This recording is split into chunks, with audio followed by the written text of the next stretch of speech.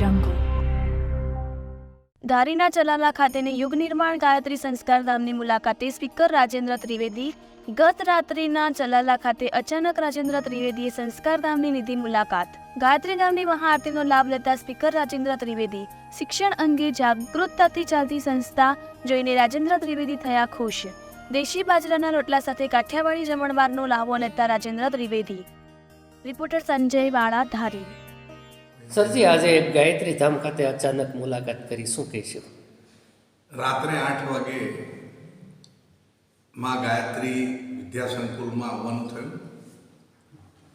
યુગ નિર્માણ આ જ રીતે શક્ય છે, જ્યાં ગાયત્રી માતાના પવિત્ર મંદિરની અંદર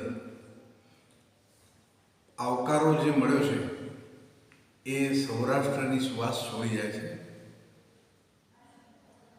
ગાયત્રી માના દર્શન કર્યા. 100થી વધુ બાળકો, એમાં દીકરા દીકરીઓ એકઠા થયેલા હતા. એક પણ બાળકના ચહેરા પર નિસ્તેજ ચહેરો નહોતો.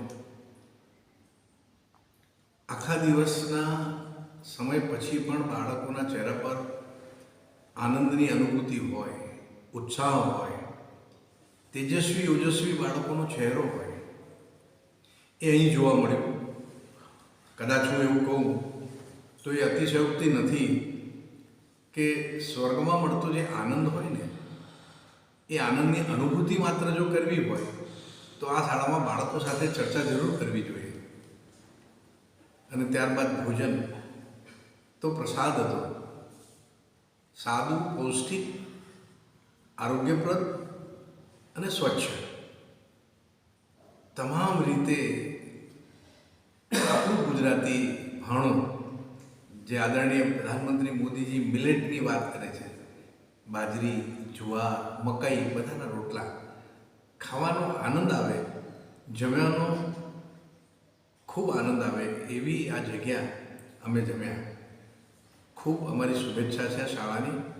માત્ર અમરેલી જિલ્લામાં નહીં પરંતુ સમગ્ર ગુજરાતની અંદર આની સુવાસ પ્રસરશે એવું હું માનું છું.